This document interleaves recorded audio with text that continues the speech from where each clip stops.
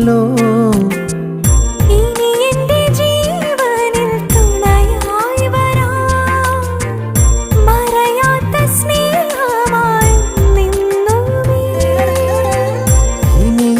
ജീവനിൽ തുണയായി വരാം മറയാത്ത സ്നേഹമായി എന്നെന്നുമേ.